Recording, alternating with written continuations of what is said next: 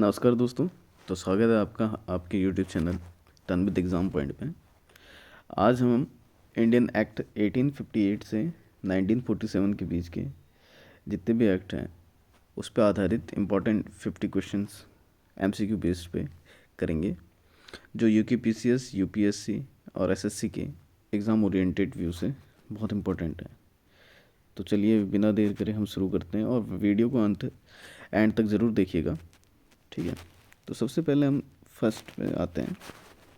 इसमें क्या है, भारत शासन अधिनियम 1858 पर आधारित क्वेश्चन, ठीक है। फर्स्ट क्वेश्चन क्या है, भारत शासन अधिनियम 1858 के बाद भारत का शासन किसके अधीन आया था? ठीक है, तो सबको ही पता है कि ब्रिटिश क्राउन के अधीन आ गया था, क्योंकि ईस्ट इंडिया कंपनी का शासन वहाँ से ख़त्म हो चुका था। अब सेकंड ऑप्शन है, सेकंड क्वेश्चन है, 1858 के अधिनियम से किस पद की स्थापना हुई थी? तो 1858 के अधिनियम से भारत सचिव की स्थापना हुई थी। तो आंसर बी है इसका।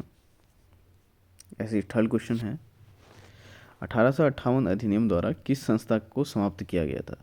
तो ईस्ट इंडिया कंपनी को ही समाप्त किया गया था।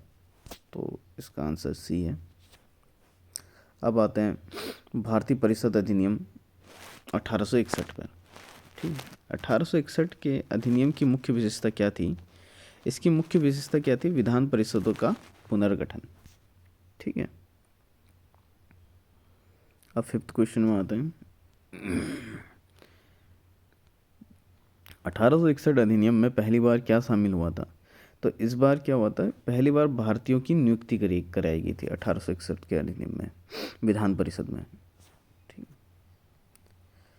अब भारतीय परिषद अधिनियम 1892 में क्या हुआ था? छठा क्वेश्चन है, 1892 अधिनियम से सदस्यों को कौन सा अधिकार मिला था? यहाँ पर को क्या हुआ था कि प्रश्न पूछने का अधिकार मिला था यहाँ से, मतलब वो लेजिस्लेटिव असेंबली में प्रश्न पूछ सकते हैं, ठीक है। सेवन्थ क्वेश्चन है, 1892 अधिनियम को किस दिशा में पहला कदम माना जाता है? यह चुनाव प्रणाली में पहला कदम है, जहाँ से चुनाव की व्यवस्था भी शुरू हो गई थी। अब आते हैं भारतीय परिषद अधिनियम 1999, ठीक है। इस क्या कहते हैं, मॉनले मिंटो अधिनियम कहते हैं, ठीक है। आठवां क्वेश्चन है, मॉनले मिंटो सुधार किस वर्ष लागू हुआ था? यह 1909 में लागू हुआ था। नाइन्थ क्वेश्चन है, पृथक निर्वाचन की व्यवस्था किस अधिनियम में की गई थी? पृथक निर्वाचन की व्यवस्था भी 1909 में की थी, क्योंकि यहाँ पर से मुस्लिमों के लिए पृथक निर्वाचन की व्यवस्था कर दी गई थी। 10th क्वेश्चन है, प्रथम निर्वाचन की किस समुदाय के लिए था? तो यह मुस्लिमों के लिए था, ठीक। अब 11th क्वेश्चन है, 1909 अधिनियम में क्या बढ़ाया गया था? इसमें क्या बढ़ाया गया था? विधान परिषदों का आकार बढ़ाया गया था, ठीक है। भारत शासन अधिनियम 1919, इसको क्या बोला जाता है वैसे? मॉन्टेग्यू चेम्सफोर्ड रिफॉर्म बोला जाता है, ठीक है। 1919 अधिनियम का दूसरा नाम क्या है? Montagu Chelmsford reform. 13 क्वेश्चन है, द्वैध शासन किस अधिनियम से लागू किया गया था? द्वैध शासन 1919 के ही अधिनियम से लागू किया गया था। यहाँ से क्या हुआ था कि प्रांतों में भी द्वैध शासन लागू हो चुका था, ठीक है। द्वैध शासन किस स्तर पर लागू हुआ था? यहाँ पर को प्रांत में भी लागू हुआ था, ठीक। आरक्षित विषय किसके पास थे? आरक्षित विषय थे गवर्नर के पास, और हाँ, जैसे कि आरक्षित विषय गवर्नर के पास थे, ठीक है। अब आते हैं हम साइमन कमीशन पे। साइमन कमीशन भारत कब आया था? यह आया था 1927 पे। साइमन कमीशन का बहिष्कार क्यों हुआ था? क्योंकि यह उसमें कोई भारतीय सदस्य नहीं थे, तो हम इसका विरोध किया था। सब ब्रिटिश सरकार के ही सदस्य थे, तो इसलिए इसका विरोध हुआ था। भारत शासन अधिनियम 1935 में 1935 अधिनियम की सबसे बड़ी विशेषता क्या थी? इसकी संघीय व्यवस्था, ठीक है। इसमें बस याद करने योग्य वही चीज़ है, सारे जो भी क्वेश्चन हैं इसमें केवल आंसर याद करिए, और इससे पहले मैंने क्लास में सब चीज़ कराई रखी। आप वहाँ से भी जाके देख सकते हैं। 1935 अधिनियम में द्वैध शासन कहाँ लागू हुआ था? तो यहाँ से क्या हुआ था, केंद्र में भी लागू हुआ था, प्रांत में ख़त्म कर दिया था यहाँ से। विश्व प्रांतीय स्वायत्तता किस अधिनियम से मिली थी? यह 1935 के अधिनियम से मिली थी। 21वां क्वेश्चन है, संघीय न्यायालय की स्थापना किस अधिनियम से हुई थी? यह भी 1935 के अधिनियम से ही हुई थी। यहीं इसी में ही आरबीआई की भी स्थापना हुई थी। ठीक है, ये है जिस क्वेश्चन, आरबीआई की स्थापना किस अधिनियम से संबंधित है? यह 1935 के अधिनियम से। 23 क्वेश्चन है, 1935 अधिनियम में कितनी अनुसूचियाँ थी? इसमें 3 अनुसूचियाँ थी। ठीक है, कैबिनेट मिशन योजना 1947। ठीक है, 24 कैबिनेट मिशन भारत कब आया था? यह 1946 में आया था। कैबिनेट मिशन का मुख्य उद्देश्य क्या था? इसका मुख्य उद्देश्य था संविधान सभा, मतलब कैबिनेट मिशन की स्थापना क्यों की? भारत इसलिए आया था क्योंकि संविधान का निर्माण करना था।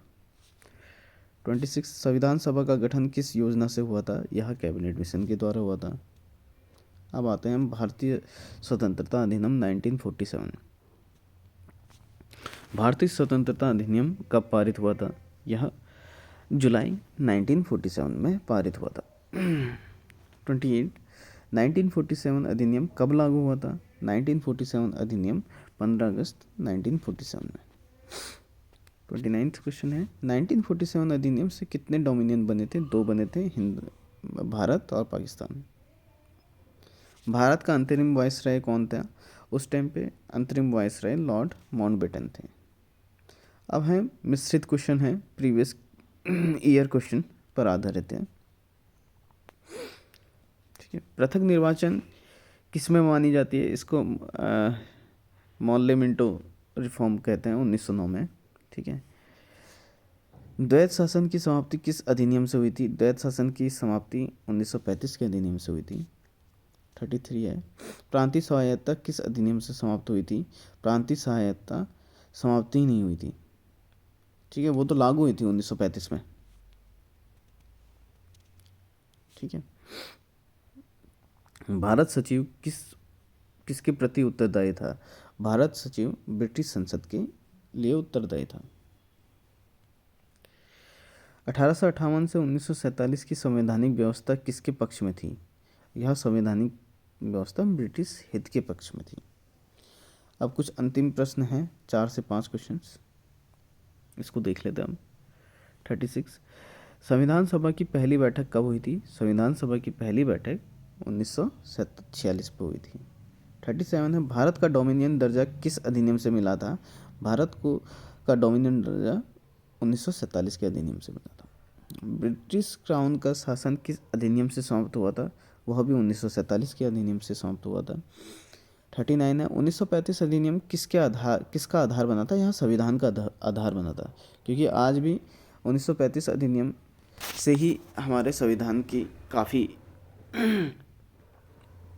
सूचियाँ और धाराएं अभी भी संविधान में मौजूद हैं। अब आते हैं 40 क्वेश्चन पे। भारतीय स्वतंत्रता अधिनियम किस योजना पर आधारित था? यह माउंटबेटन की योजना पर आधारित था। अब इसके बाद अतिरिक्त एक्स्ट्रा कोई बूस्टर है क्वेश्चन, ठीक है, उनको देख लेते हैं। 41 पृथक निर्वाचन को किसने फूट डालो की नीति कहा था? इन्होंने, गांधी जी ने पृथक निर्वाचन को फूट डालो की नीति कहा था। प्रांतीय स्वायत्तता का व्यवहारिक रूप कब दिखा था? यह 1937 के चुनाव के बाद।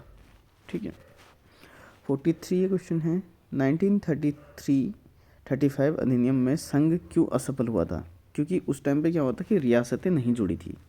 ठीक है, 1935 के अधिनियम में संघ इसलिए असफल हुआ था। संविधान सभा में कुल कितने सदस्य थे? इसमें 389 सदस्य थे। ठीक है, ब्रिटिश शासन का कानूनी अंत कब हुआ था? यह 15 अगस्त 1947 को। भारत सचिव की सहायता के लिए कौन सी परिषद थी? भारत सचिव की सहायता के लिए भारत परिषद थी। ठीक है, वायसराय, अब 47 है, वायसराय पद की शुरुआत किस अधिनियम से हुई थी? वायसराय पद की शुरुआत 1858 में थी। 1919 अधिनियम में केंद्रीय विषय किसके पास थे? केंद्रीय विषय किसके पास थे? गवर्नर के पास थे। ठीक है। 49th क्वेश्चन है, ब्रिटिश भारत की अंतिम संवैधानिक कड़ी कौन सी थी? ब्रिटिश भारत की अंतिम संवैधानिक कड़ी स्वतंत्रता अधिनियम 1947 है। अब आते हैं हम लास्ट क्वेश्चन पे, आज की क्लास का लास्ट क्वेश्चन है 50 क्वेश्चन। 1858 से 1947 तक संवैधानिक विकास का उद्देश्य था ब्रिटिश नियंत्रण बनाए रखने का। ठीक है, तो चलिए ये लास्ट क्वेश्चन था। ऐसे ही मैं जैसे कोई टॉपिक पढ़ाऊँगा उसके बाद आपको उस पर आधारित क्वेश्चन पढ़ाऊँगा जो एग्ज़ाम ओरिएंटेड है। और ऐसे ही वीडियो पे बने रहिएगा, लाइक करिए, सब्सक्राइब करिए और शेयर कीजिए। और थैंक यू वेरी मच।